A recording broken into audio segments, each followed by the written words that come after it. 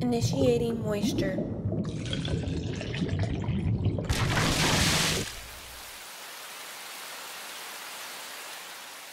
Moist meter, it's what you're watching. Transformers The Last Night, what you shouldn't watch. How is The Last Night? Pretty much the same as those. I will concede that Anthony Hopkins fucking kills it. I really liked his role, and I also liked his sidekick Cogman. I thought those were the only two redeeming features of this movie, but I'm also just a big Anthony Hopkins fan. But despite his good for being evil, Megatron's on screen for about 10 minutes before he just gets fucking obliterated. He's just a laughably bad villain. He's like the box ghost from Danny Phantom of the Transformers universe. He just serves to just get fucking beat every single time and do nothing. The final battle with the main antagonist is extremely underwhelming and unsatisfying. The entire fight is over in about 1 minute with one single torpedo blast. It's like a fucking Nerf dart just hit her and she explodes. This is everything about this movie was underwhelming and not good. Soundtrack, mediocre at best. It's not great. It's not horrible. Sound effects, horrible. It just sounds like someone listening to dubstep and smacking two wrenches together every time there's a fight. I've already talked about how awful the storyline is, and I was only just getting started, but there's no reason to make this a 15-minute moist meter just criticizing how bad the story was. Action, lackluster, never cool, never satisfying. Hard to make out what's going on in a lot of the action scenes, except you know for a fact every single fucking shot misses, because it lands behind them and they do like a Power Rangers gymnastics move trying to sell it, with little sparks flying out. Let's just go ahead and plug this into the moist meter now. I'm giving this a 25%. The only reason it's that high is because Anthony Hopkins and Cogman were cool characters and I enjoyed them on the screen. Also, Mark Wahlberg's character I think is a cool character. And that's about it. Those are the only two redeeming qualities about this movie that I saw. Everything else about this movie is a bottle of butthole. It's really not worth seeing. Even if you're a huge fan of Transformers, I don't think you'll enjoy it. I don't really know who the movie is aimed at either, because it's not exactly suitable for little kids, because a lot of parents are very uneasy when it comes to bad language, and there's a lot of shits, bitches, and asses thrown around in here. And there's a lot of other, like, mature elements to it, I guess, but it's also very childish. There's dinosaurs, and then there's some knights that transform into a fucking dragon. So I truly don't think they know what target demographic they're going for.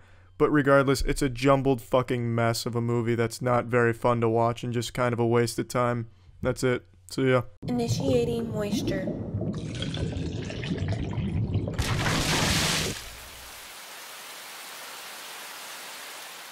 They say the Lord has blessed us with only two true gifts for humanity, Minecraft and anime. Now when it comes to anime, there's one that many celebrate, and it's called Death Note. And a couple days ago, Netflix released their own version of Death Note. And it's nothing like the anime at all. It doesn't even try to be, so let's just get this out of the way now. I'm not going to compare this to the anime. If you haven't seen the anime, you should. And if you have, then just know this has almost nothing to do with it at all. The only similarities they have are the book exists and so does Ryuk. That's about it. I'm going to review it as its own standalone thing. And even on its own standalone thing, this shit's not that great. The story is the ass cheeks and everything else is the whole. The main character, Light's a very generic character, bullied high school kid, and he wants revenge and he has a strong sense of justice. He falls in love with a cheerleader who smiled at him one time, and she falls in love with him because she asked about one of the students getting decapitated, to which Light then shows her that he can kill people with this book, so he kills somebody in front of her, and then that of course sparks a flame in this relationship. As it would for most relationships. I mean, these days, how else are you going to get a relationship? You can't always just buy a RuneScape girlfriend because they're pretty high in demand as well. So sometimes you have to take it to the next logical step, which is kill somebody for a girl. The movie tries to be kind of shockingly gory or whatever, but it doesn't really come across that well. The gore is pretty nonsensical.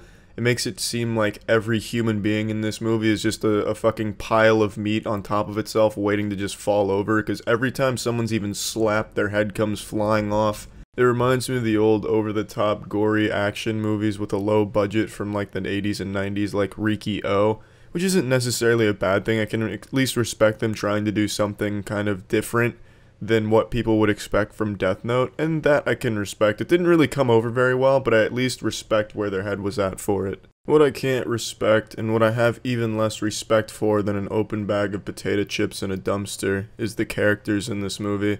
They were just fucking bad. The only one that I even kind of liked was Ryuk, and I think that's just because Willem Dafoe was cool in the character, and they at least made Ryuk kind of this mysterious, sinister guy. Light's uninteresting and a really hard character to root for or like at all. It's just, he acts like a 12-year-old on PlayerUnknown's Battleground. Oh, but this is bad, I give up. No, I shouldn't give up yet. PP is very small, but my PP might get bigger. Oh, but this is good, but it's bad. It's just back and forth, flip-flops, whiny. Not a very smart character with the notebook until the very end of the movie. He doesn't do anything really intelligent until the very end. Mia's just stupid. She's just a dumb character in here. Out of the main characters, I'd say L is at least not the worst. So, I mean, he's the best out of the three, which isn't a big compliment to make. But he at least tries and kind of does some interesting stuff almost. But yeah, the characters fucking blow. And the pacing of this movie is horrible. It's like they tried to fit so much into this short movie that they ended up putting nothing into it, and it's nothing but filler. In one scene, Light finds the notebook, and the next scene, he's already executed the Canadian rowing team. It's just a lot of shit that's left out. Somehow, L tracks him down to Seattle by tipping him off on some Japanese drama or some shit. I've got Akira right where I want him. I told him my mother was having an affair, and now my mother has been executed by Kira. That tells me he's in Seattle. I knew it from the get-go. It's leaving out so much detail, and it's hard to follow why things are happening and how we're getting from place to place here. Let's just go ahead and slap this into the Moist Meter content analyzer. I'm giving this a 25%. It's pretty bad. It's definitely not good. But I can say with confidence, if you haven't seen the anime or read the manga, then you'll be a lot more forgiving of the problems most people are having with this movie right now. And if you have seen the anime or read the manga, then this is nothing like it. This is unrecognizable from the source material. This is to Death Note what Terminator is to the Titanic. It's just not even close. But imagining this movie as its own standalone thing with nothing to do with any previously existing material, it's not very good. Yeah, it's still just bad. It's kind of one of those so bad it can be enjoyable movies, and for that, it might be worth watching if you're a fan of bad movies like I am. But yeah, it's not great. That's it. See ya. Initiating moisture.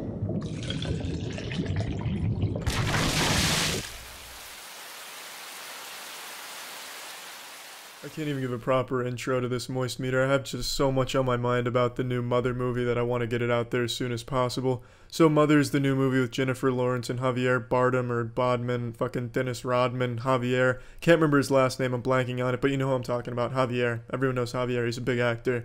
And this is the movie that you've seen previews for that markets itself as a horror movie. It's not a horror movie. It doesn't try to be, it's not even close. This is a very pretentious, artsy, avant-garde type of movie.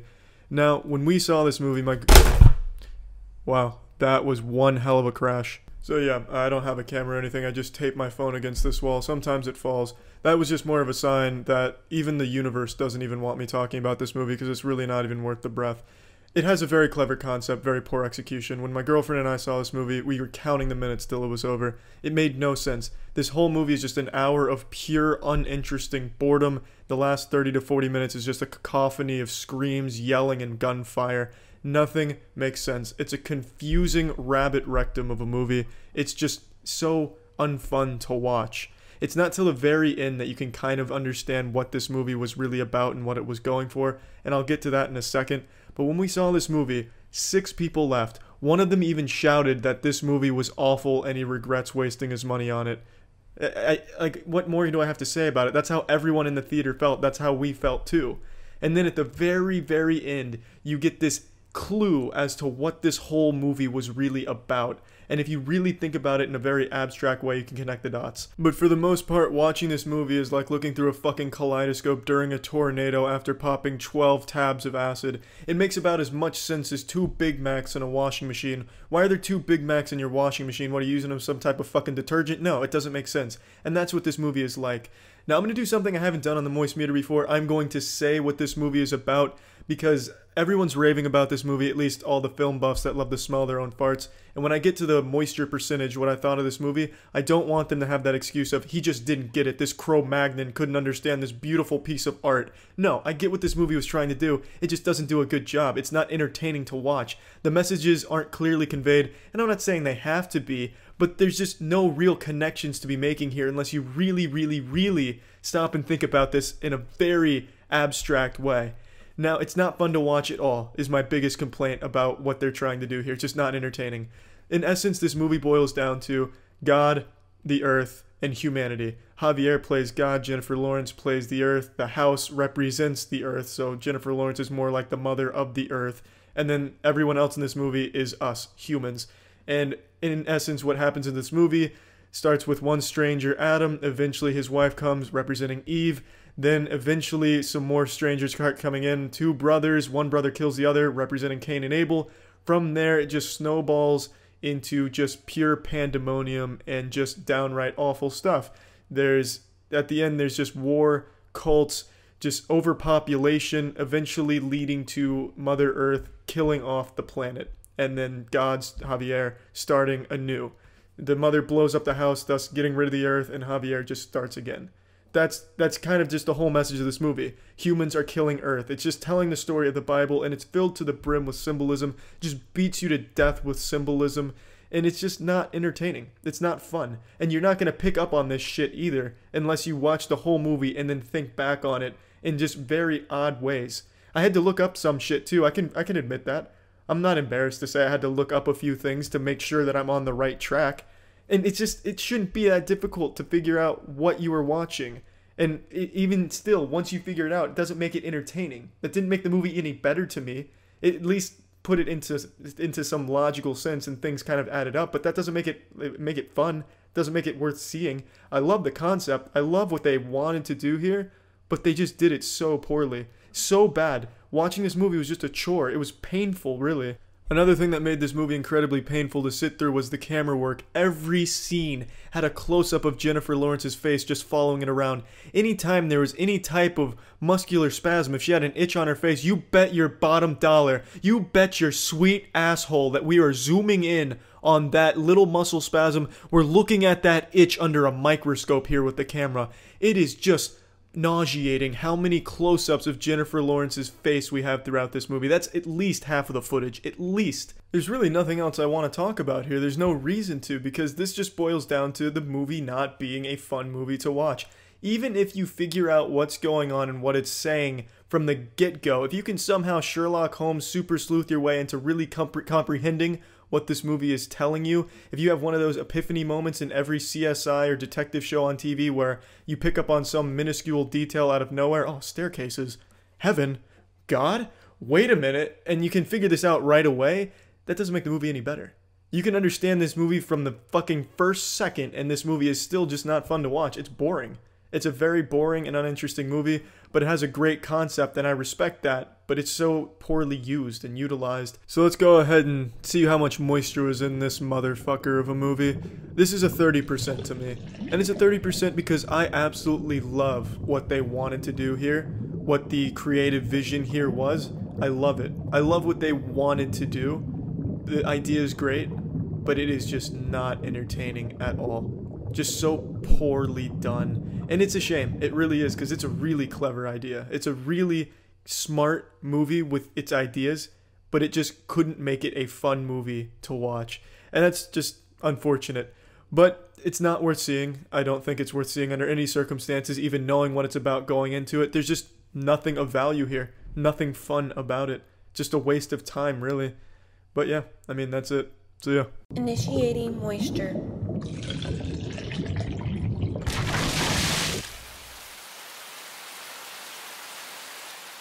Welcome to the Moist Meter. Today I'll be analyzing the moisture content found within the movie, The Snowman.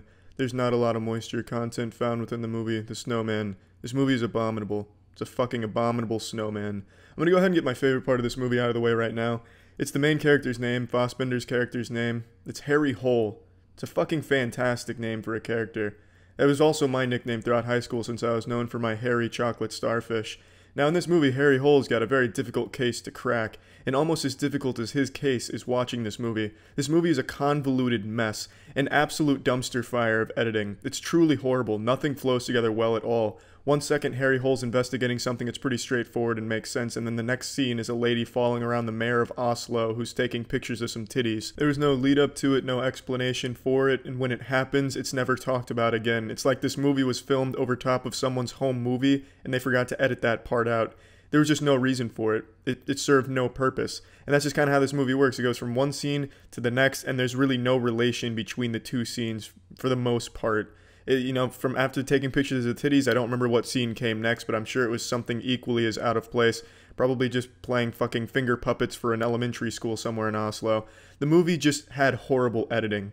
It made it just unpleasant to watch. The story itself could have been interesting. It had an interesting premise, and I really liked the setting, and the visuals were pretty good as well. But that's all I have good to say about this. Everything else was awful. They had so many little subplots that didn't play a role. They had a really great cast of actors and actresses, but they didn't utilize them. They just didn't do anything with them. It was just really horribly done. Val Kilmer's in this movie, and he's redubbed. And the redub is so bad. It's such an out-of-place redubbing. It sounds like some type of anime fanfic that's commentated on YouTube by a group of teens. It's some of the worst I've seen. And the sound editing is also really bad. Some things that are supposed to be loud or supposed to have a certain sound like some type of 8-bit video game sound effect. It's horrible. It's some of the worst sound editing and dubbing I've ever heard in a professional production. It's really, really bad. But the worst thing about it is just how messy it is, because there's really no relation from one scene to the next, and it doesn't do a good job of explaining the thought process behind the investigation here. They just kind of make these wild assumptions and then just get somewhere, get closer to it. You even forget some of the characters' names throughout the movie, because they say the characters' names as if you're supposed to already be familiar with them, like you're supposed to have already read this book this movie's about, and they only say the character's name once, and then they become an important character but never say the name again, so you don't even know who the fuck that is. You have to refer to that character as Bald Man, or some other embarrassingly simple caveman type name, Beard Man in chair number 3, because they didn't give him a fucking name more than once. It's just a really badly made movie. The book I hear is super great. I never read the book, but I hear the book is better than the movie, which you hear every single time there's a movie made about a book. But it'd be hard for this book to be worse than this movie. It's really, really bad. I mean, there's really not a whole lot more to say about this. The only good things is the name Harry Hole, and that's just more of a joke good thing than anything. But the setting is nice. I think the setting of Oslo is really nice, and the visuals are pretty well done.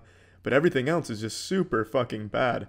Horrible sound. Horrible put together story, and it had like a decent premise, but it was just so badly put together.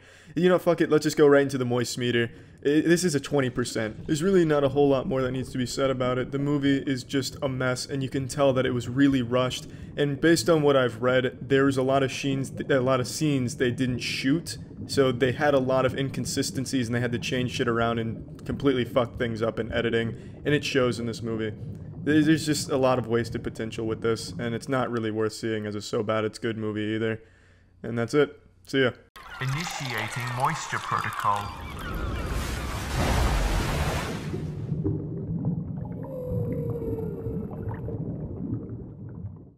Moist meter, 50 Shades of Grey. Two things synonymous with sodden panties. 50 Shades just had a new movie come out, 50 Shades Freed. I just saw it. It was exactly as you'd expect.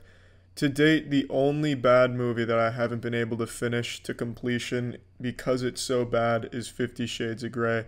That movie was insufferably bad. I didn't see the second one, but I really wanted to muscle through it and see this one. I felt like I had to at least finish one 50 Shades movie, and I did. I saw this in theaters. Which brings me to the first topic I'd like to discuss. Why does anyone want to see these movies in theaters? It's a very uncomfortable experience. I'm sitting shoulder to shoulder with a 40-plus-year-old man and his wife watching softcore porn on a big screen. Very reminiscent of the days in middle school where we'd all gather our friends together and throw on an R-rated movie that had a scene with titties in it. You're just looking around like, oh, wow, we're all watching tits together. It's just unpleasant. It's just very uncomfortable. And make no mistake, the whole audience, it's shitty softcore porn with a shittier storyline than real porn. I'll break it down for you. So this movie's storyline consists of Anastasia Steele marrying Christian Grey. Hear that come out of a character's mouth, I just wanted to leave. And I did. I didn't finish the movie like I said. In fact, You can find actual porn. You don't have to go sit through this insufferably bad storyline, bad dialogue, horrible music, everything set to the tune of this weird, awful pop music. You don't have to suffer through that. You can just watch the action from the comfort of your own home. You don't even have to be shoulder to shoulder with a stranger. It just starts dripping sweat during all of the action scenes with sex, and knowing for a fact that he's sprouting a big stiffy. It's, you can just be in your own privacy watching porn. It's a lot more enjoyable than watching this pile of shit. So let's just plug this into the moist meter. Like I said, there's nothing redeeming about this, so I'm giving this a 10%. There's nothing here. Absolutely nothing of value in this movie. I will say, I guess the acting to some extent is good. I guess as good as softcore porn acting can get. It's just bad all around in all possible areas, as a surprise to no one. I don't think anyone out there is just recoiled in their chair like, holy shit, only a 10% for 50 Shades Free? I think it's expected. It's a bad movie, it's a bad trilogy, but it's finally fucking done, which is great. So yeah, that's it. See ya. Initiating moisture protocol.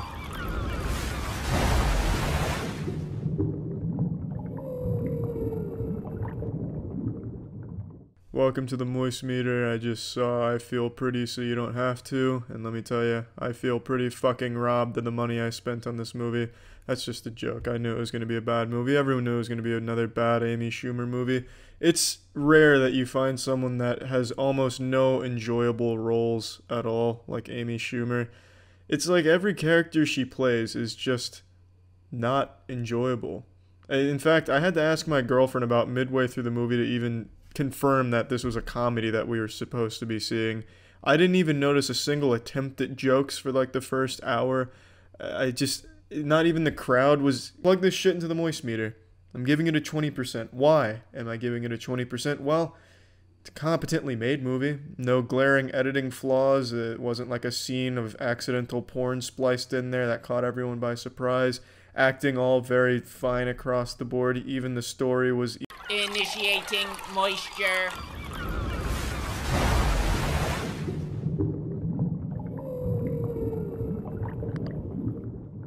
Welcome to the moist meter. Today we're taking a look at the movie The Meg. This movie unfolds in the second wettest place on Earth, the ocean. The first wettest place being my panties when I think about how great of a game City of Heroes used to be. This movie was exactly as you'd expect. Surprisingly average.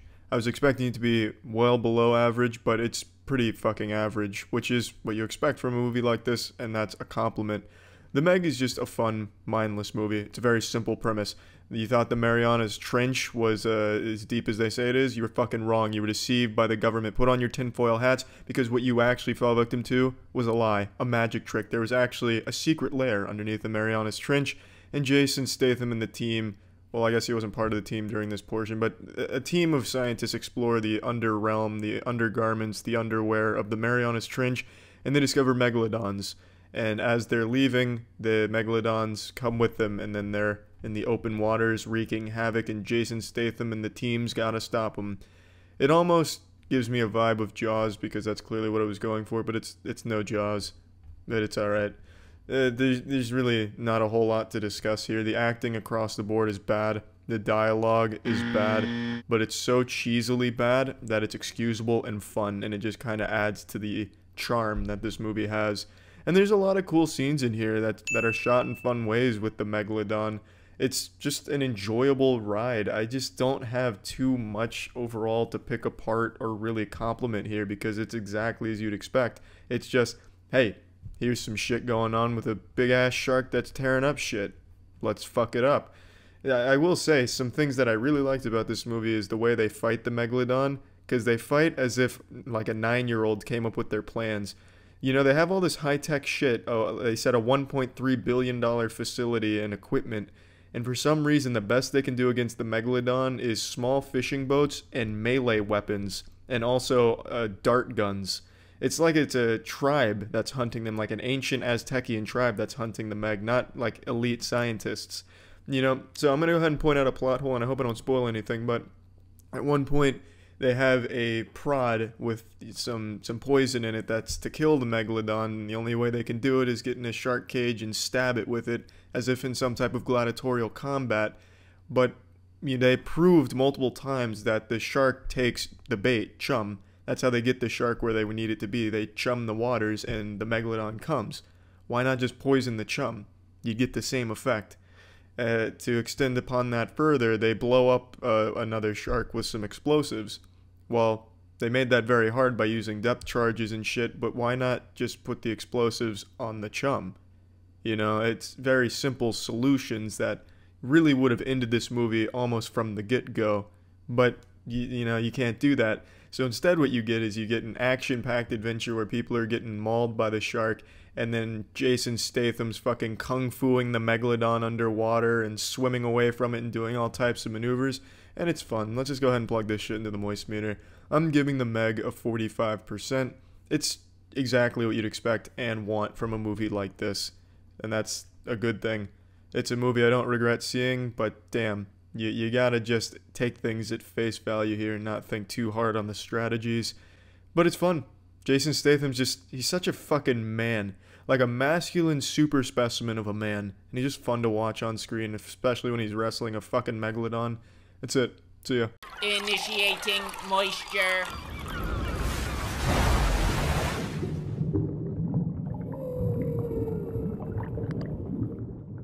What the fuck is up, wet enthusiast? Welcome to the Moist Meter, and I am beyond excited to talk about the new Predator movie. This is the best bad movie I've seen in theaters in a very long time. No matter how you look at this movie, it's super shit. From its story to its characters to just about every component of this movie, it's all fucking bad. But it is very enjoyably bad. This is probably the most fun I've had in a movie theater in a long time. The audience was laughing at the movie, and even at times laughing with the movie. From the very first scene, it looks like you're watching like a puppet show. For some reason, the whole movie looks bad. Like, nothing in this movie looks good. It all looks very low budget and very low effort. And that adds to the charm of this movie so fucking much. From the first scene, you know you're in for a catastrophic disaster of a film. But what you don't know from the first scene is how fun that ride is going to be. And let me just go ahead and say, this movie doesn't work at all as an action movie. It's a super shit action movie. But it works really well as a comedy slash kind of gory action movie. They use let's just go ahead and explain this. There's some characters in here that are comic relief characters, and there's some actual good comedy writing. All of the action is bad. In every department there, it's a complete failure. But in the comedy side of things, they do get a few things right. And they even use some of the action for comedy, and they use it well. Like the physical comedy here, like a man's face getting blown off, it's done in comedic ways sometimes. And then sometimes unintentionally comedic, where the Predator will throw a guy pretty lightly against a wall, and then all of a sudden his fucking arms and legs shoot off and there's blood everywhere. It's like a fucking Mr. Potato Head exploding. I don't know why everyone's so fragile in the universe here. But it seems it points it's self-aware and it doesn't take itself seriously. And then other times it does seem like it's taking itself way too seriously. But it doesn't matter because neither one of it detracts. The dichotomy doesn't really matter because the movie is still so goddamn bad fun to watch. Holy shit. Now, let me go ahead and give you the story. So the Predator comes to Earth. He's getting hunted by a super predator. It's revealed that the Predator came to Earth because he's trying to help us. I'm not trying to give spoilers, but it's really important because I really want to tell you about this storyline here. So the Predator, he gets hunted by the super predator. It's revealed he's trying to help humans. And what the predators want, the bad predators, what they want is they want to hybridize. They want to capture strong humans to put into their DNA and make themselves stronger. They want to evolve. They want to upgrade. Now, the main character's son is autistic. And that's not a laughing matter or anything. However, what they do with the kid is just ridiculous. The predators want to capture the kid so that way they could absorb his autism. The predator's main goal is to capture autism and bring it to their species. That's the whole driving factor to the predator species. It'd be like if Perfect Cell in Dragon Ball Z needed to reach the perfect level by absorbing a geriatric patient's dementia. I don't understand what the thought process was when they wrote this. A kid having autism, that's not anything laughable. But when you make the plot point we are going to take your autism and infect our species with it to evolve, that's just ridiculous. You can't help but laugh about that. That's so fucking insane. And that is the actual plot line to this movie. Now, you're probably not going to go to the Predator movie to really care about the plot, so that's not important. You're going to go there for some action, blood, guts, and tits. There's no titties here, but there are some blood and guts, and there's a little bit of action. All of it's done very poorly, like I said. But sometimes they use that action in a comedic way. For example, one of the main antagonists ends up blowing his head off by accident, and it's good comedic timing. It's well executed. There's a scene where Key and his counterpart in the movie, they both get badly injured and they look at each other and they have this very masculine stare like, yeah. They shake heads, then they each point a gun at each other and shoot each other at the same time. It's the fucking action, the comedy here is played into the action at points, it seems. I don't know if it's intentional or not, but fuck me, it was so goddamn entertaining. It was really, really fun to watch this movie. It's so bad. It's a really bad movie. I need to stress that. But I can't recommend this movie enough. I don't think you're going to find another movie in theaters right now that you're going to have more fun in. This is just so fucking shitty bad. I mean, I could keep talking about why it's bad, but I don't need to. All you need to know is it's bad enough to be extremely enjoyable. Let's go ahead and plug this shit into the moist meter. I'm giving the new Predator movie a 30%. That's speaking objectively. Going by pure entertainment, it's a lot higher. Because like I said, this is the most fun I've had in a movie theater in a while. But it's an objectively super bad movie. The saving grace of this movie is its surprisingly competent comedy writing. And it's actually intentional comedy writing. There's some good jokes in here. And some likable characters. But honestly, I can't recommend this enough. Go see this fucking movie. Because it's not The Room levels. It's not even close to The Room or anything. But this is probably the closest we're going to get for a little while. This shit was fucking amazingly bad fun. See ya. Initiating moisture.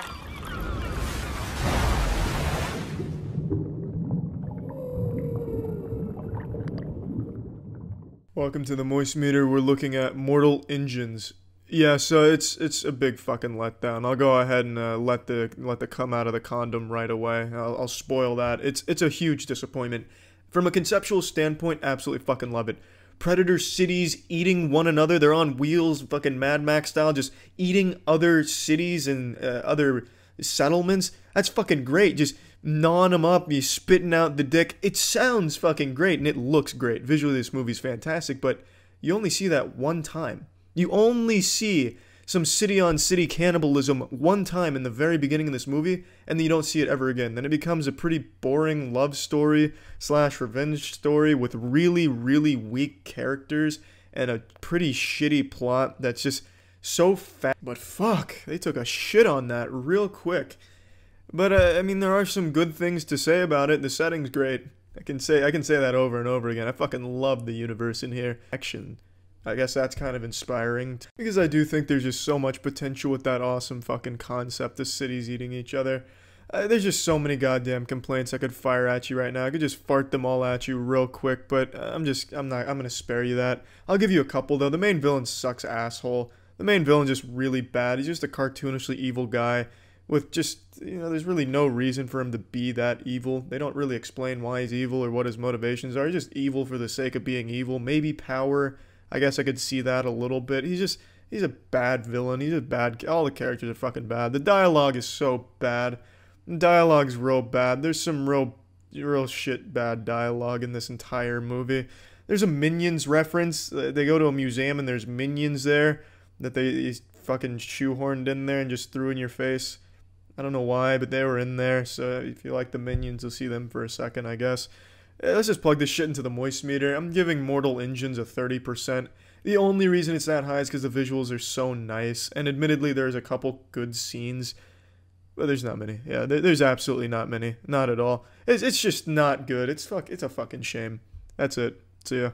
Initiating moisture.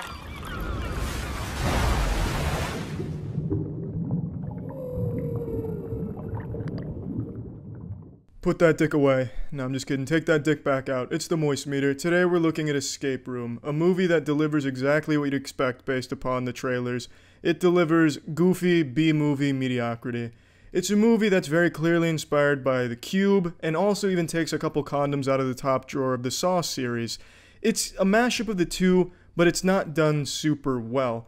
But there are some good scenes, and at some points it does get clever, but overall it just doesn't succeed where it wanted to, and it has such a shitty ending. It's so different from what the entire movie leads you up to believe is going to happen at the end.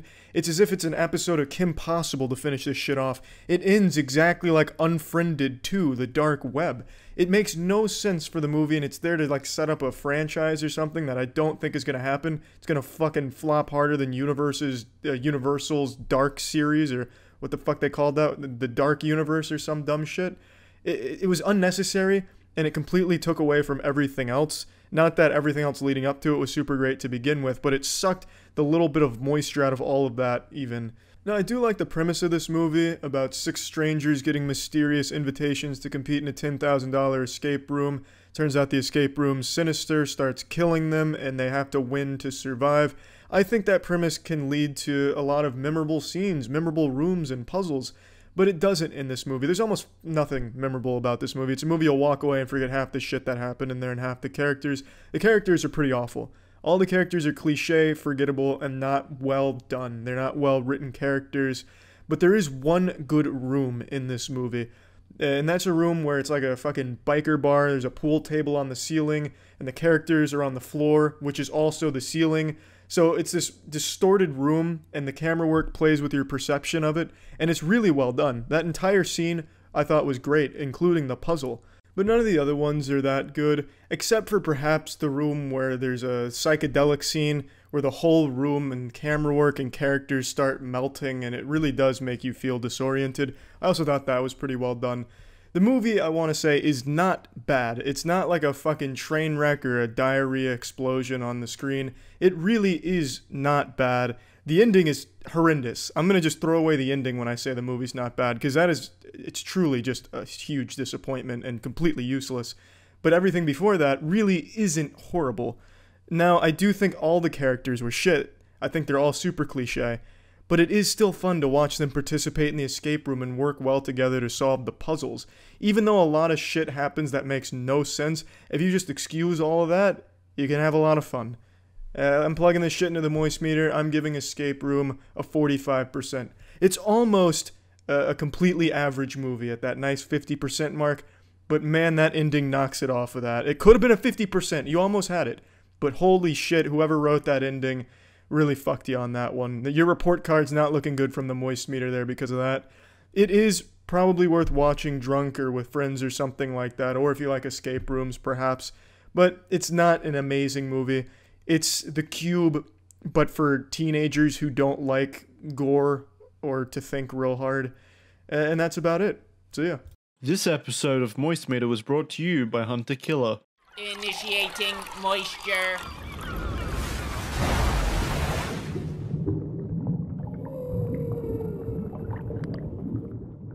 You've no doubt already read how bad Hellboy is. I'm here to tell you, it's pretty shitty, but goddammit, I can't recommend it enough. It's unapologetically edgy, gory, and goofy. The movie genuinely sounds and looks like it was written by a bunch of 14-year-olds jerking off in like the basement of their parents' house drinking alcohol they're not supposed to have, but they stole it from their dad from under the bed in his secret stash. They just started like writing what they thought would be edgy, and then they made it into this movie. And there was a certain charm to this movie. There's nothing good about the writing. The writing sucks some of the fattest asshole I've seen in quite a while. The one-liners are the worst I think I have ever heard in any big budget movie. Fucking Power Rangers had better one-liners. And speaking of Power Rangers, the CGI in this movie gets really shitty at points. Like the main pig demon looks like straight fucking ass cheeks. An actual Power Rangers villain costume it seems like they got for him. But all that being said, I really enjoyed this goddamn movie. I would recommend it. The movie is so stupidly edgy that it takes on a life of its own as like almost self-aware, but it's clearly not self-aware type of edgy movie. The humor never works. It's not even so bad it's good in the humor department, but the edginess does. and it is so goddamn gory for no reason half the time that I loved it. There's people's skin getting ripped off their face, getting ripped in half, eyes getting eaten by ravens, fucking nuts getting busted, nuts getting slammed together, dicks getting ripped in half, dicks getting peeled like a banana peel, dicks getting degloved. There's a lot of fucking gore in this movie for no reason half the time, and it's great. It's super great. I don't know why it's there, but it's entertaining when it is, if you ask me. I would never consider this a good movie. I would certainly not consider this a good movie in any department, especially editing. Shit just kind of happens out of nowhere for no reason all the time. The characters suck. They're not developed well. You don't like a single character in this movie. But god damn it, when the action unfolds and you got arms and limbs flying all over the place, cum and blood, tears, all of it all over the screen, it's really enjoyable. I don't know why people are shitting on that aspect. I thought that was really good. They're like, oh, yeah, the gore made it boring. Bullshit, the gore made it boring, you pussy micro dick. The gore made it tolerable, made it really, really comedic sometimes. This shit was entertaining when it was happening in that area, but it's not good. I'd say it's a so bad it's good movie, but it's really not bad in the visuals department at all. Yeah, there's definitely some bad CGI and some questionable decisions throughout, but it has a really nice aesthetic to it and a nice tone to its visuals that I think complement it really well. There's some slow-mo scenes that just, the slow-mo just seems weird. There's something wrong with the slow-mo, like the slow-mo fucking broke during rendering, but they didn't fix it. So there's definitely some glaring issues, but visually it's nice to look at. There's some demons that come out that are really genuinely cool looking shit. And most of the action scenes are cool, even if at times hard to decipher what exactly is happening. I think the movie has a certain charm to it that I think fans of Hellboy can appreciate at least. If you like the original two Hellboys, which I do, you can still appreciate this one even though it's totally different. I think it's very, very different in all possible ways to Del Toro's Hellboy vision, but I don't think that's a bad thing. I really don't. I think it's really fucking adorably odd what they've made here that I appreciate it. Plugging this shit into the moist meter, I'm giving Hellboy a 30%. Like I said, it's not a good movie, but it is a movie I'd recommend. I was thoroughly entertained. Except anytime Hellboy tried a one-liner or anyone tried to make a joke. That's when I'd roll my eyes and want to, get the fuck out of the theater because it was really, really bad.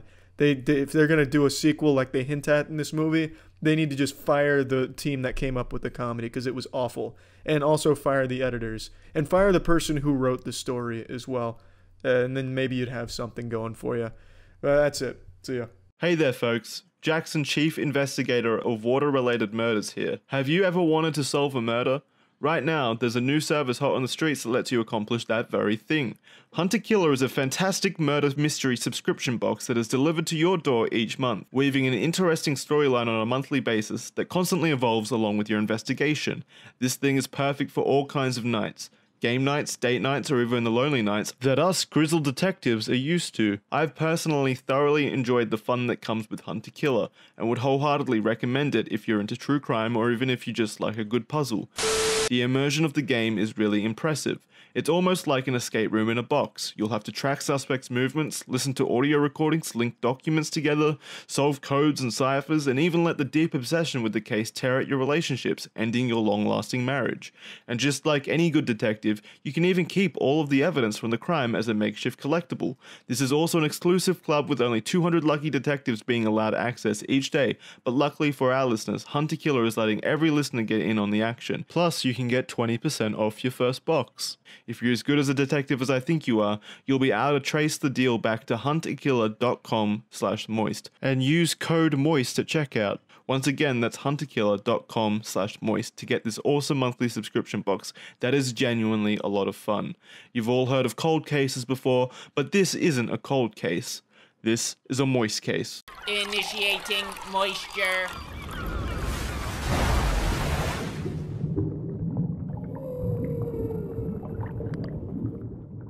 Welcome to the Moist Meter. Today we're looking at Dark Phoenix, the newest X-Men movie following the massive stinker that was X-Men Apocalypse. This movie's not a whole lot better. Is it a great movie? No. Is it worth 20% on Rotten Tomatoes? No, it's not an abominable, terrible piece of shit or anything like that. It's just this underwhelming, forgettable movie It's just not a whole lot of great things going for it, but it's not the worst X-Men movie either. It's a movie that you'll go there, you won't be overly entertained where you're shoving popcorn in your face on the edge of your seat ready to ejaculate, nor will you be falling asleep with your eyes open watching it. You'll walk out of the theater and then kind of just forget all about it. It's tough because they wanted to follow the Dark Phoenix story, which is a hard source material to adapt. It'd be a lot, and it was never going to get close, and it doesn't get close. The whole movie feels extremely uninspired and everyone going through the motions like, hey guys, we gotta shoot something. Can you come on to set? We'll just make it up as we go. Who gives a fuck? The script is awful. The dialogue's the most cliche, generic shit ever. Charles is showing you your past. I will show you your future. And then they even use the most overused fucking line in all of movies. Your emotions make you weak. No, they make me strong. Verbatim, that's one of the biggest lines in the movie. It's just awful. It's really fucking bad, very phoned in. Hans Zimmer does the score for this movie, and even the score is lazy and uninspired. I didn't care for it at all. That's Hans fucking Zimmer. That's like the Jesus Christ of music. He must not have cared either. No one really seemed to, save for a couple of good scenes with good performances from Sophie Turner and Michael Fassbender. They did seem to put some passion into some of their scenes, other scenes not so much, but it's hard with a script like what they were given, that piece of dog shit. But there is some good scenes in the movie. I think they do a good job of displaying the X-Men's powers in a fun way occasionally. Nightcrawler shines like a motherfucker in this movie. And the final fight on the train, I think, is the best in all of the modern X-Men movies. The whole entire fucking train fight was nice. Every X-Men had their own time in the spotlight. So I enjoyed that. But overall, the movie's just uninteresting and boring, with almost no character development. The characters start one way, and then they all finish the exact same way, except Jean's a little more powerful. It's just not good. And the villains in this movie are probably the worst in any superhero movie I've ever seen. They don't even give the main villain a name that I remember. I'm almost positive they didn't give her a name unless her name was like a series of grunts, because there is just absolutely nothing going on with the villains. They have no drive, personality, dimensions to them. Honestly, every villain in this movie could have been played by a mannequin, and you would get the same emotional response and the same attachment or investment in the characters, or care about them the same amount. I cared more about watching a scene that had a piece of gum on the concrete than I did about the villains. There was more character in that gum. The main villain is a very talented actress, played by a talented actress. I'm not calling her a villain, although her performance here was criminally shit. It's played by a talented actress whose entire range that she had to go through here was... That's all she had to do. I can fucking do that. Let me play the main villain. You don't even have to pay me very much. I'll do it for the fucking love of the sport, just to get on the big screen. It was just an underwhelming, horrible attempt at villains. And their motivation is the most cliche shit in the world as well. They want to come to Earth and take it over. Spoiler alert, sorry, I didn't want to ruin it for you guys, but it's that bad. It's genuinely that bad. It's like a storyline I would come up with playing with my action figures on the side of the bathtub as a kid. It's just very lazy. Very, very lazy, uninspired, boring, and that leads the audience to feel the same way. So plugging this shit into the moist meter, I'm giving the new X-Men movie Dark Phoenix a 30%, and I'm giving it a 30 because that fight scene at the end really is very nice. Visually, they do a great job with the X-Men's power. I have to fucking defend a low score because I think most people are thinking it's probably deserving lower or maybe higher, I don't know. But the thing is, there are good moments. There are moments where I can see someone wanted to try, whether it be the actors in some good scenes. There's even some good scenes between the Beast and Charles Xavier. There's a lot going on sometimes, and then other times it's just bad high school theater performances where nobody really cares, including the writers and production team. Not great, not the worst X-Men movie. There was potential, there was at points an attempt with good scenes. Probably not worth seeing though. That's it. See ya. This episode was brought to you by Hostinger. Initiating moisture.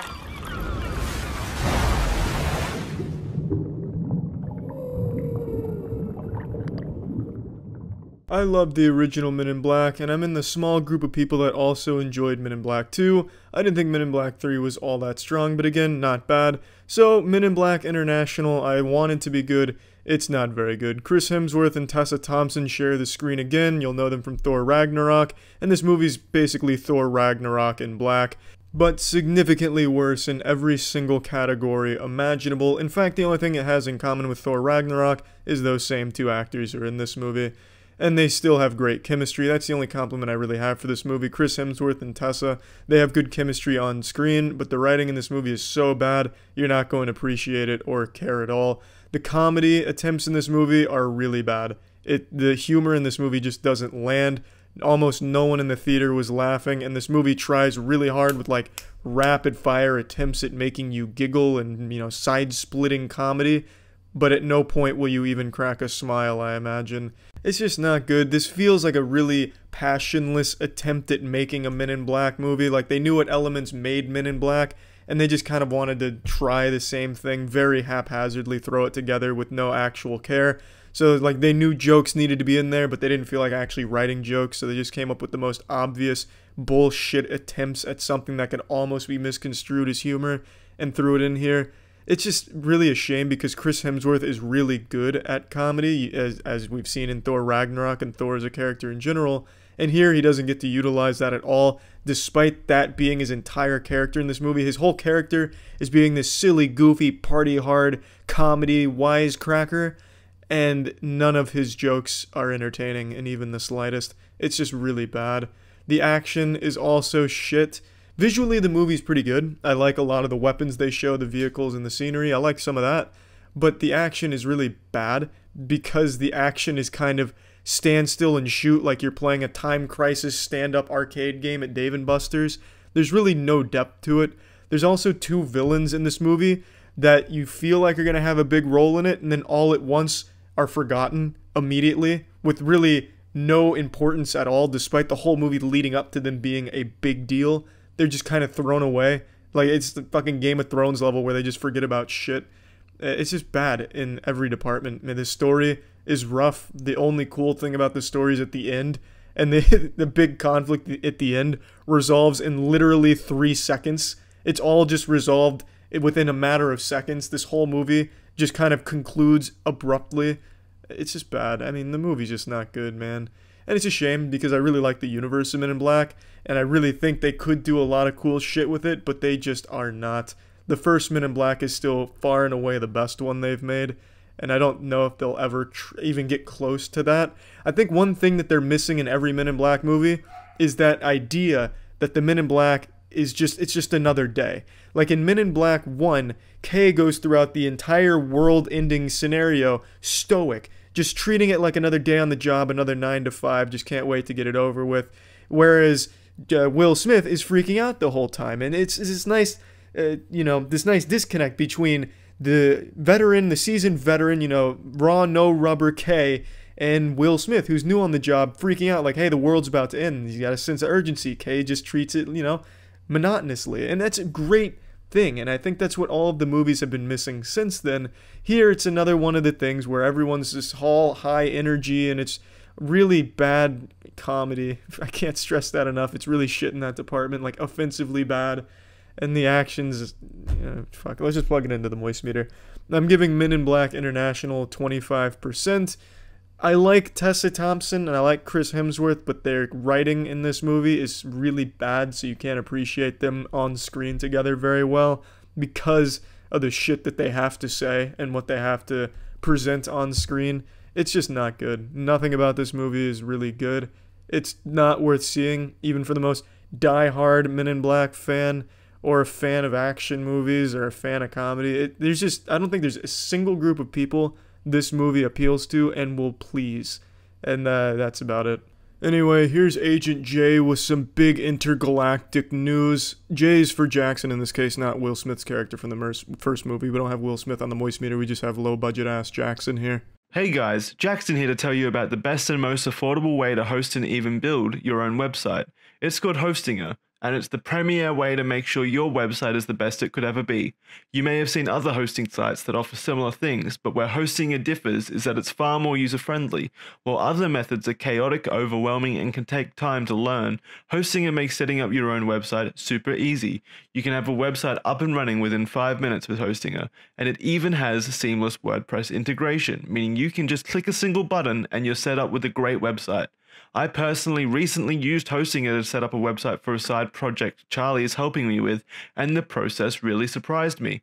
This is by far the easiest way to set up your online presence, and you may be thinking, well, it must sacrifice something, maybe it doesn't offer much customization or it's super expensive, but no, there's still a lot of depth to be found if you're looking for it, and it's also the most cost-effective hosting to be found online. Trust me, you're not going to want to use a neuralizer from Men in Black to forget about the great experiences you can have from Hostinger. If you want guaranteed 99.9% uptime to superior speed performance and a 30-day money-back guarantee on top of the already stellar hosting and website builder, you can head on over to hostinger.com/penguin0 or use code penguin0 at checkout to get an additional 15% off a hosting plan. Thanks Hostinger for helping me make a fantastic website that I can be proud of. Initiating moisture.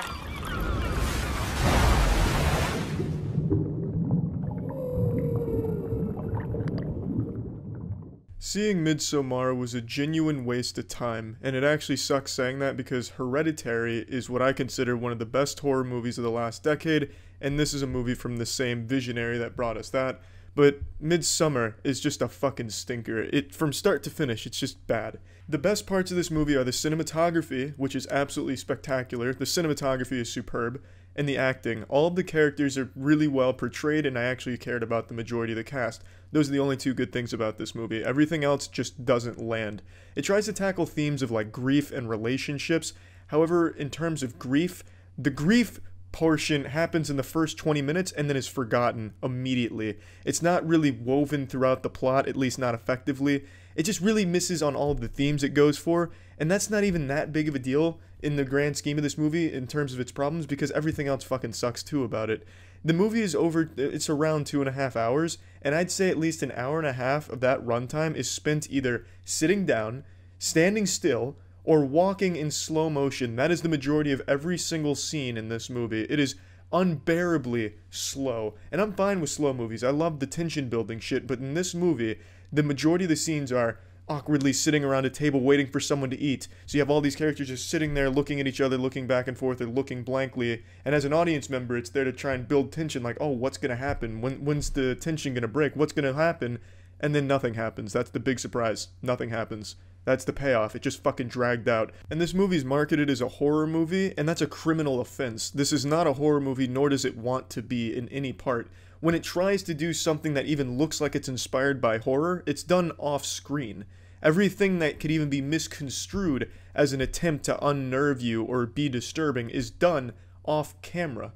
What this movie does do, and I'm going to give away this scene, I hope it's not going to be considered a spoiler. What this movie does do is make you laugh at how bad its attempts at unnerving you are. The last 30 minutes, maybe even 40 minutes, no exaggeration, were spent in tears of laughter from my audience at the movie theater. I was laughing pretty fucking hard too.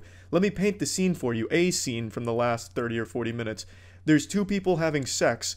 In front of them, standing around them in like a fucking football huddle going over plays, are naked women chanting. It's an a cappella of sex as two people fuck on the floor.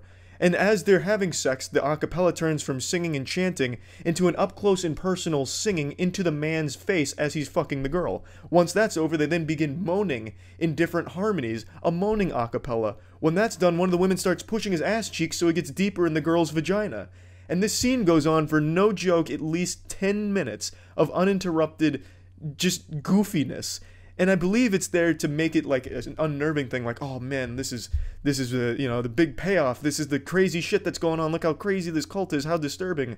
But what actually happens is just a really comedic 10 minutes that you're gonna spend either smiling or just feeling really embarrassed. I felt fucking embarrassed watching this movie a lot of the time.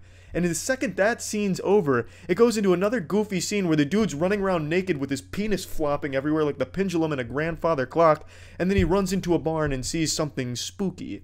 And then, it goes from there, just stays bad. The whole movie just doesn't land. Nothing in this movie works at all. The cult shit, I love the concept, and I like what the movie, I think I understand what the movie wanted to accomplish, but it doesn't even come close. You get like this pseudo-comedy, boring piece of shit that in no aspects succeeds in where it needed to or wanted to. Another thing I can compliment though is the sound. I really appreciated the sound when it wasn't just moaning. I appreciated that. That worked pretty well. But again, there's just not very many positives I can give to this movie. It is so boring. Everything drags so long. You're waiting for something, anything at all, even remotely interesting to happen, and it never does. But then you get like 30 or 40 minutes of goofs and giggles, so I guess that's something. But man, it's just not good. It's not even like a deep movie either. There's really, like, all of the metaphors and symbolism it wants to hit pretty much hit you over the head with it. There's nothing too, deep about it that you could pick apart and really digest and come up with your own fan theories, because you're going to pretty much get it, I think, for the most part, as a general audience member. It's not really a thinker, it's just a straight fucking stinker. It's just not a good movie, and I'm so disappointed, which is why I'm ripping into it kind of hard, because Hereditary was fantastic. It was a great movie until the last 10 minutes where I felt it kind of fell flat. But really, as a whole, the movie was fantastic, and I think it's a little unfair to compare works, even if it's from the same visionary. But in this case, I can't help but draw the comparisons, because it has a lot of the same fun cinematography Hereditary had. It had a lot of the great performances that you got in Hereditary, and it just doesn't even come close to even being in the same ballpark as that movie. It's just bad. It bafflingly bad. Like, even like from, if you can pick out plot holes too. Like, the narrative doesn't work. Like, a traumatic thing happens to the main character in the beginning, and then that's the end of it. Completely forgets that ever happens. At no point is it ever really brought up throughout the rest of the movie. Like, it's just so much wrong with this movie. I wouldn't recommend it at all. It's a genuine waste of time. Plugging this shit into the moist meter, I'm giving Midsommar a 25%. I like the creative cinematography. I like that it's not just standard, boring shots. It's framed beautifully. I also really enjoyed the characters, the performances from the actors. Those were second to none. And the sound department kind of killed it as well. But the movie as a whole piece, a whole product, is just not good. It's like offensively not good if you're a fan of Hereditary. And that's unfortunate, but that's what it is. Not really worth seeing. That's it. See ya. This episode of Moist Meter was brought to you by Raycon. Episode 9 was bad. Initiating moisture.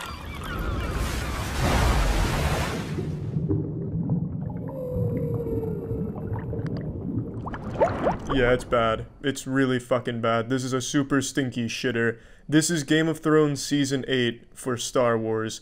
The only way Star Wars recovers as a cinematic universe is to just give Episode 9 the Dragon Ball GT treatment and just say, it's not canon. Yeah, that was Star Wars GT Episode 1, not real.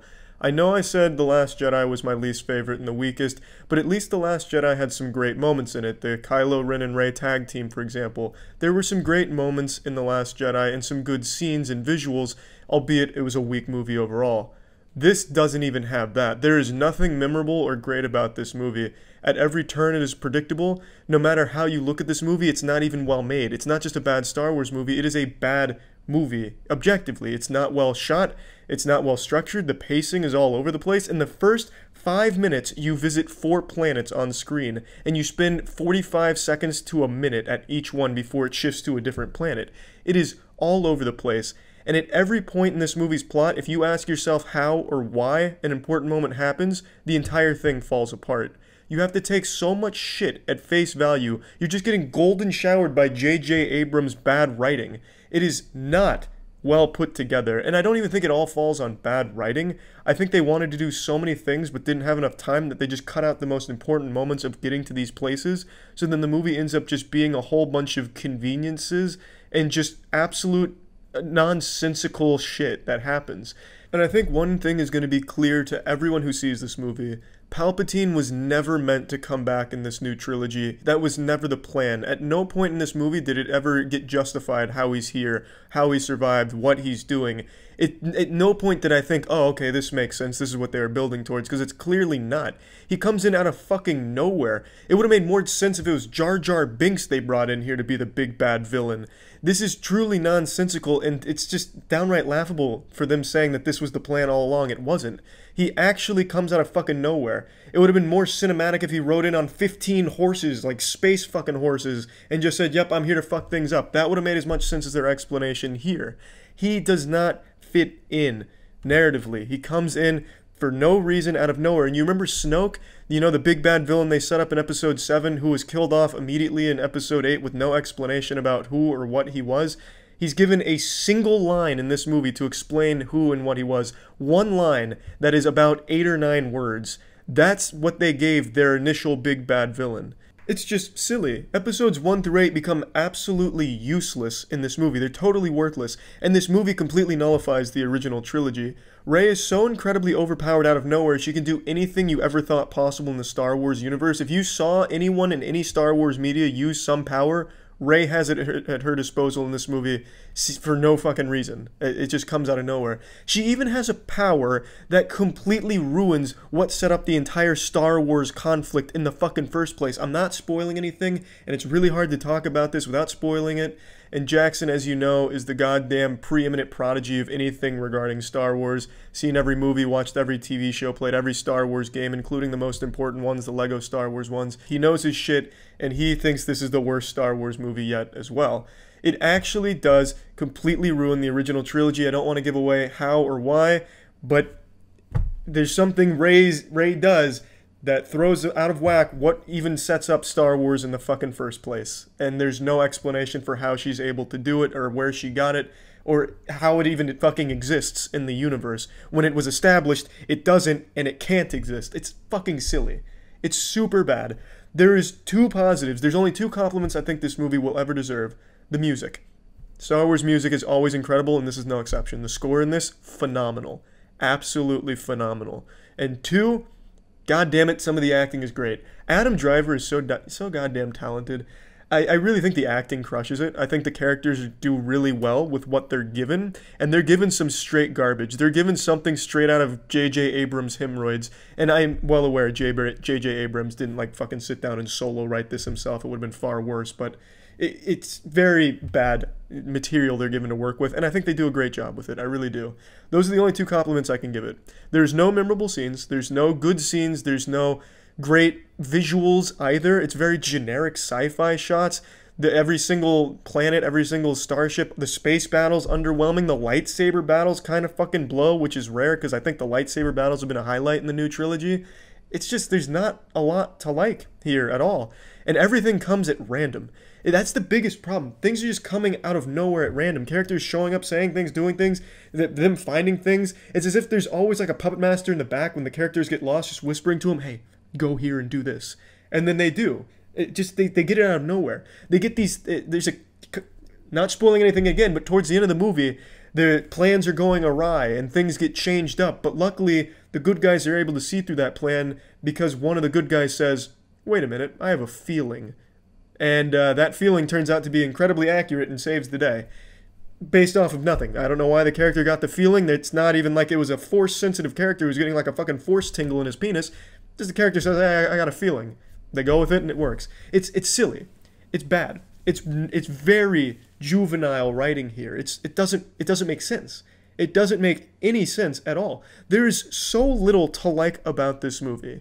There really is. No matter how much you love the characters, and I love the Star Wars characters, the new characters not so much, but that's not really their fault. I think the actors and actresses are talented.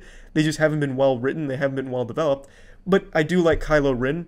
In this movie, he's not horrible. I mean, at least he's okay. He's kind of still true to the character they've established, which is good.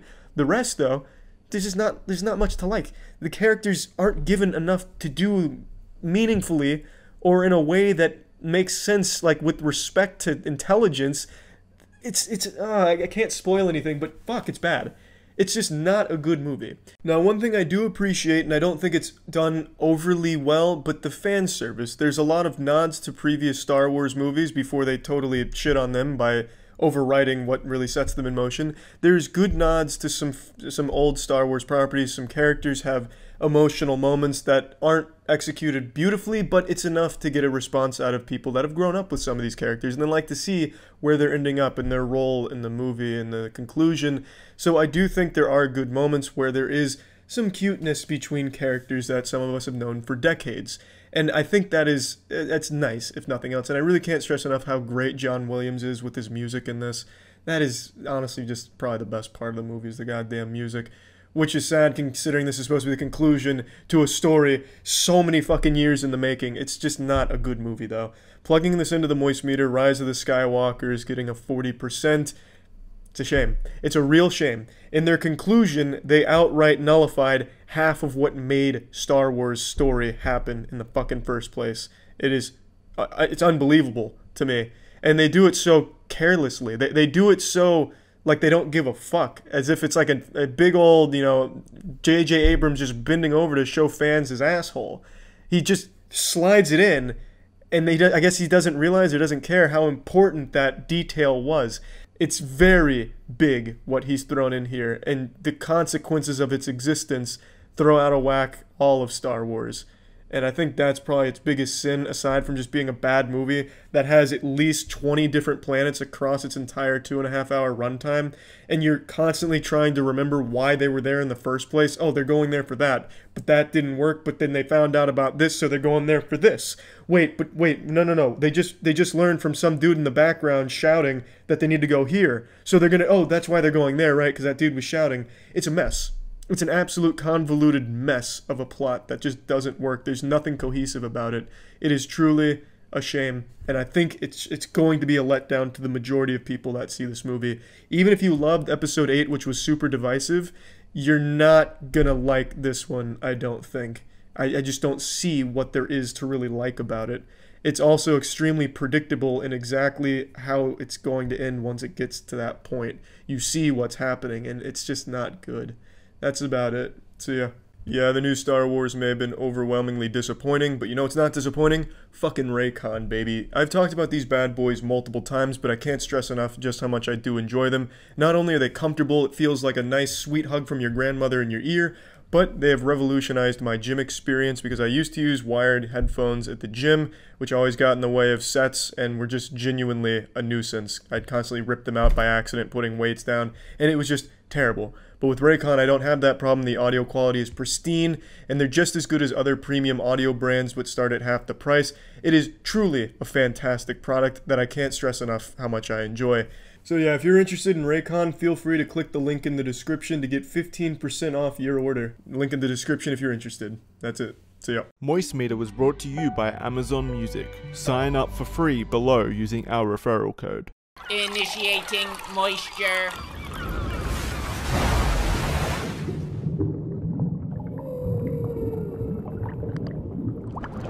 Welcome to the Moist Meter. Today we're checking out Space Jam: A New Legacy. I haven't seen the original Space Jam since probably the 90s. It's been a long time for me, but I loved the movie when I was younger. I can't imagine I'd go back and watch it now and enjoy it as much today as I did back then. I think that movie was really a product of its time. It took all of the 90s and fucking flavor blasted it into this goldfish of a movie, which ended up just happening to work with Space Jam. Like, it was a fun movie for its time, but I don't want to go back and take the risk that it actually sucks ass by today's standards, because I have a sneaking suspicion that it's probably not that great anymore, and I just don't want to risk it. I want to keep those cherished childhood memories intact and not ruin it.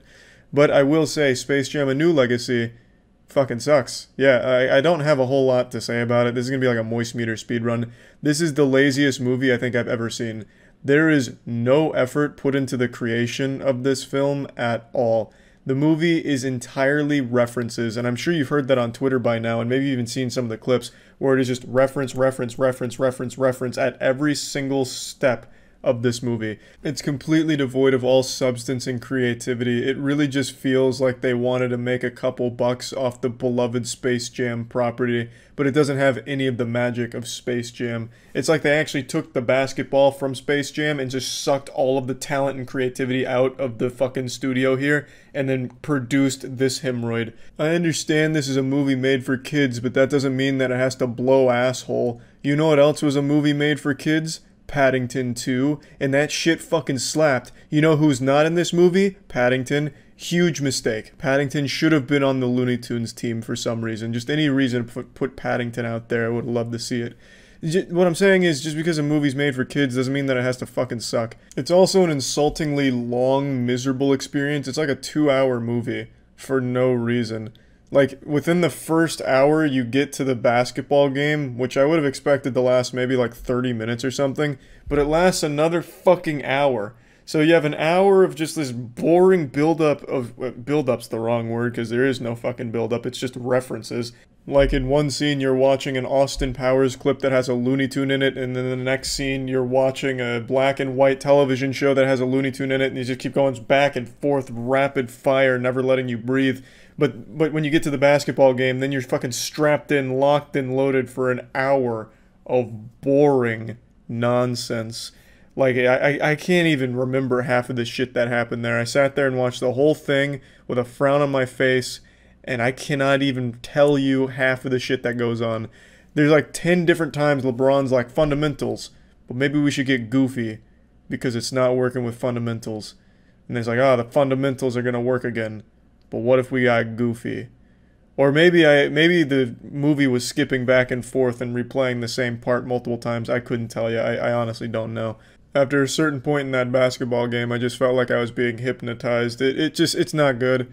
I can't even imagine for kids they'd find a whole lot of things to like about it, because half the references aren't even going to make sense to them. What fucking child has seen Austin Powers, right? It's just kind of a dog-ass movie all around, no matter what your age.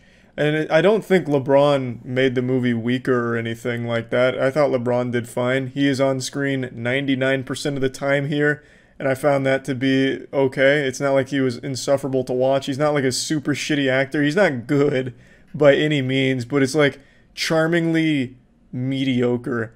Like, you can tell that he wants to do well. Like, when he's doing the voice acting for his cartoon counterpart, you can hear him kind of changing his voice a little bit, doing screams. So you can see that there's effort there on his part, but he's just not talented at acting enough to make it good. And I don't know, there's something about that dichotomy of like this effort and lack of talent, and it kind of worked for me. I don't know. It just made it really believable. It's like, yeah, that is actually fucking LeBron doing this. You know? I thought that was fine. Like, I didn't have any problems with LeBron as the main character and like the only character that's on screen every single scene in the movie. I think the movie could have been better, at least if they had just focused on doing more than just making as many references as they could possibly fist into this movie. Like, the idea of having LeBron's son being kidnapped by a video game AI that forces him to play a crazy game of basketball is at least a fun idea. But the fun is taken out of it when there's like no effort put into making it actually fun to watch. It's also way too long. It is way, way too long. Plugging this into the moist meter, I'm giving Space Jam: A New Legacy a 25%. I don't know who would go into this movie and feel satisfied. I mean, being able to point out some references, being like, oh, I get that, I guess could be fun for some people, but when you're saying that 90 times over the course of 25 minutes, I think it's going to lose its luster and stop being that fun. So that's about it. So yeah, I haven't showered yet. I'm sure you can tell. I got to keep that Fazbear grease on me. So I saw Five Nights at Freddy's the second that it released in theaters. I wanted to make sure I was planted, swamp ass in seat, ready to be blown away. I'll be fully transparent here. I went into this film without the highest of expectations. I expected perhaps a fun, bad movie. Not necessarily because I think the property's weak or anything. It's just video game adaptations don't normally land. They're usually pretty stinky. But I was hoping, you know, maybe I'd be pleasantly surprised. And to a certain extent, I was. This is going to be an extremely hard moist meter to do without spoilers, because a lot of what I want to talk about is very spoiler heavy. So I'll go ahead and get this out of the way as well. I'm not the biggest Five Nights at Freddy's fan. I've played a handful of the games. Mainly, I speedrun Five Nights at Freddy's Security Breach. That's like my, you know, big venture into the franchise. I know enough about the lore to understand what was going to be going on here, as well as like the references and the characters and everything. And when I saw the film as flopping with critics, I kind of understood why, because it is a pretty deep, rich lore that I feel one movie isn't going to be able to do justice to get people brought into it. And so I kind of went in here expecting that this will be a movie Five Nights at Freddy's fans are going to love, and anyone who's not already a fan of the property is going to hate. And now that I've seen it, I think that's probably pretty accurate. So let's go ahead and dive into the old Fazbear pizza here. So, What I really liked about the film is the main character. I actually think Josh Hutcherson is the best part of this film. He also happens to be a fellow Hunger Games co-star of mine. Josh and I go way back on the set of the Hunger Games Mockingjay Part 1. Some might say I taught him everything he knows about acting, but, you know, I'm not here to toot my own horn. Point is, he is the best part of this movie. He plays a troubled man who watched his brother get kidnapped in front of him while he was a young boy, and he is still haunted by that memory to this day, all these years later. Every single night, he goes to bed to go to that point in time in his mind. He dreams that moment every single night because he believes somewhere deep in his psyche, he saw the person that kidnapped his brother and he wants to catch him. So he goes there, tries to get more clues to try and catch the person responsible for kidnapping his brother so many years ago. It's a really interesting concept, and it plays into the overarching plot pretty well. I would have liked it to have more of a role in how things pan out towards the end, but I'm still very satisfied with what they did with that. I think it's a really cool concept. Aside from that, everything plays out exactly how you expect it to if you're familiar with the games. Mike, the main character, gets a job as a security guard at Freddy Fazbear's place. It's actually kind of goofy how he gets there. He was a security guard at a mall beforehand, and then he saw someone that he believed was kidnapping a child, and he just beats the fucking daylights out of him in a fountain. Like, he tackles him into, like, a fountain and just gives him knuckle sandwiches out the ass. He was feeding him more knuckle sandwich than Freddy Fazbear fed kids pizza. Like, this guy was going crazy on him, so Mike brutalizes the guy, which is never really touched on again, even though I feel like he would have been locked behind bars after that incident. It was a big misunderstanding. He wasn't actually kidnapping the kid, it was his dad. And then after that, he gets the job as the security guard. Now, the movie is absolutely at its best when it's at least trying to be a horror film. This is by far my biggest critique of it.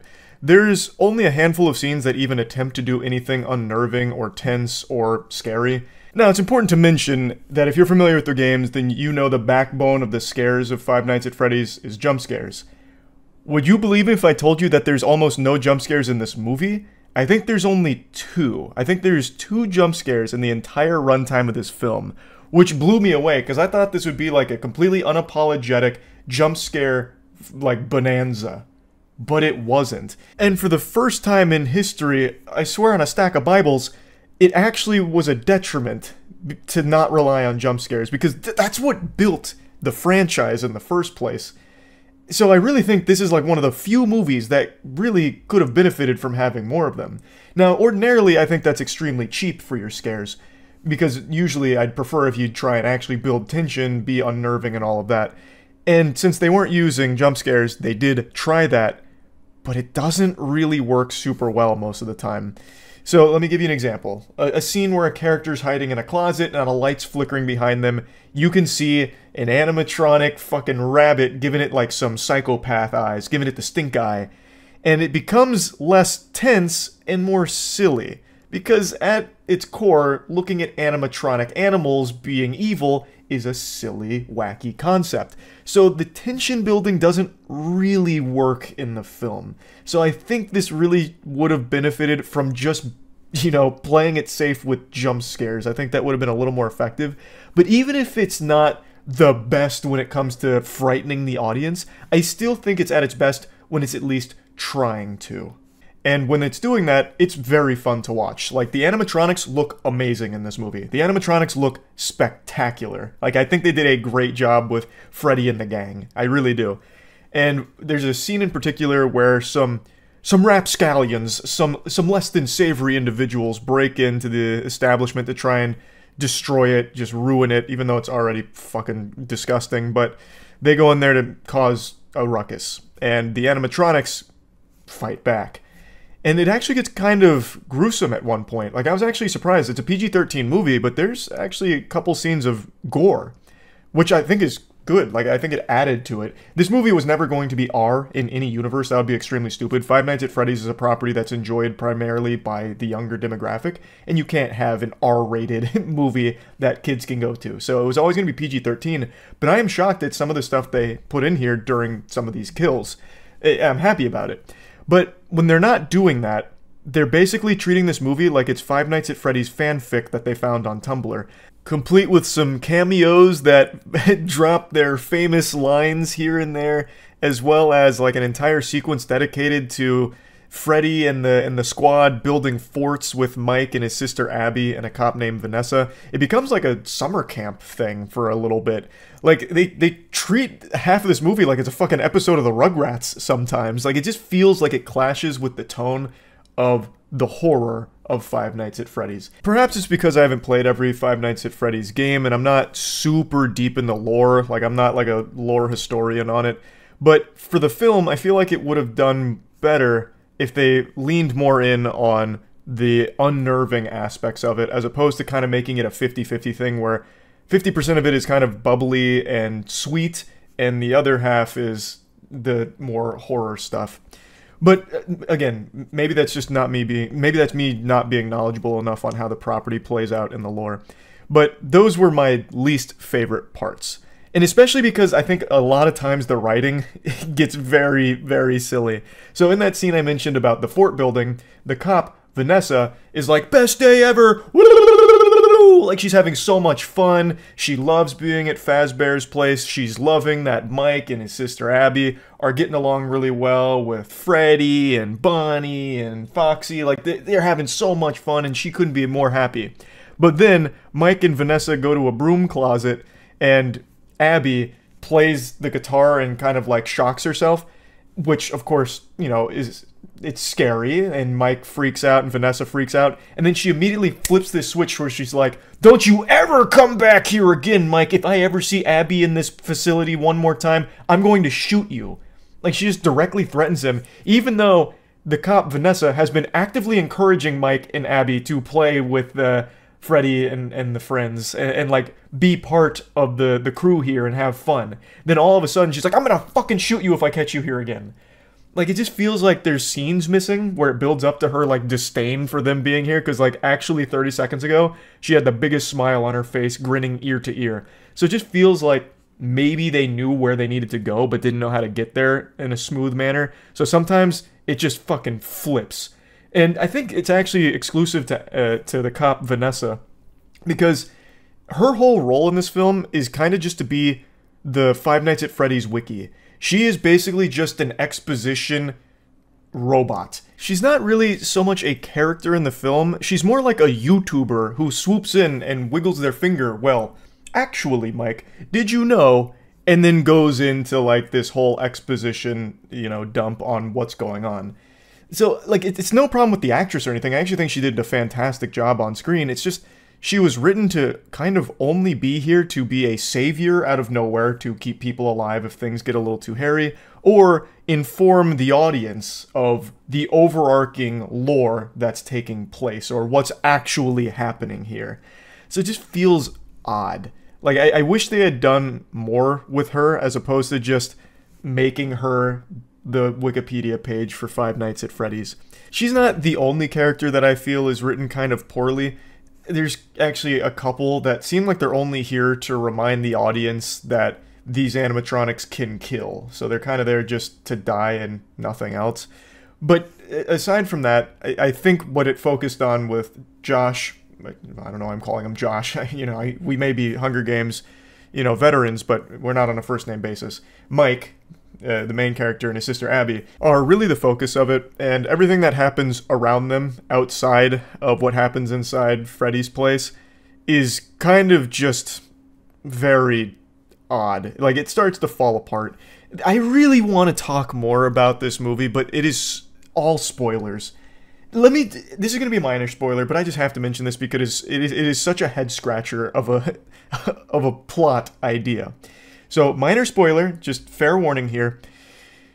A big thing that drives Mike to take the job as a security guard at Freddy's place is he may lose custody of his sister because his evil aunt is trying to get the girl so that she can make money from the government off having that kid. Even though she seems to already be really financially well off, and it's not like the government's going to be paying her fucking millions of dollars for this, but regardless, I think that's already a bit of an interesting idea. The way she goes about it is she wants, like, she wants Mike to die. Like, she even contemplates having him killed. All so that way she can take custody of the daughter to make, like, a monthly paycheck off having the kid or something like that. It's a really weird motivation, and it's not even really important to the plot. It's really just there because it gave Mike a reason to grab that job as a security officer. But aside from that, it's just kind of dumb and gets sidelined pretty quickly. She's not... She herself is also not really a character in this film. She's just here to be like a cartoonishly evil presence that kind of, you know, haunts the place, basically. Where she's there, and she's on screen to be hated, and that's it. I'll stop going into spoilers. There's a couple more things that I'd like to say, but that would be way too much in the spoiler territory. There are things I liked, there are things I didn't like. Overall, this is a film that I am confident most Five Nights at Freddy's fans are going to enjoy, and I'm also confident if you don't like Five Nights at Freddy's, this doesn't really have a whole lot for you to get you invested and make you a fan. Although I do think the concept with Mike and like going into the dream state to try and solve a kidnapping case is interesting enough that I think it might push people to at least check out Five Nights at Freddy's lore to some extent. And Five Nights at Freddy's lore is actually pretty fucking good. Like, it is pretty interesting. So, maybe that will be what happens. I also mention this because a lot of you saw the video. There was also a fight that broke out at the premiere of Five Nights at Freddy's. This is the last movie I would expect people to be throwing hands at, but I wanted to mention that. They're calling it the Fight of 87, which is a reference to Five Nights at Freddy's with the Bite of 87, where for some reason a bunch of people just started brawling in the theater on opening day for this movie. So, just wanted to toss that out there. I did see the video. Very, very wild. Anyway, plugging Five Nights at Freddy's movie into the moist meter, I'm going to give it a 45%.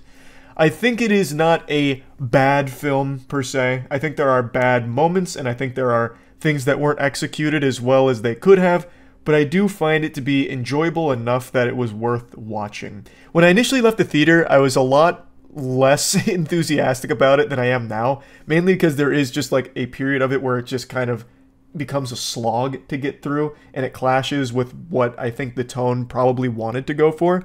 But looking back on it, I really did enjoy it with my friends. Like, we were talking to each other a little bit back and forth, whispering, of course, because we're not trying to disrupt the theater, about, like, how it ties into Five Nights at Freddy's lore. And then also, like, there were a couple scenes where, like, all fucking five of us, all at once, when it happened on screen, went like this and then like that, because it was so nonsensically dumb what just unfolded. So it was a fun experience that I did enjoy, even though overall I don't think it's an amazing adaptation for the property. I think it's good enough that fans are going to be satisfied, but I don't think it's strong enough to stand on its own 2 feet where people that aren't already invested are going to get invested. I think they're going to maybe leave a bit disappointed.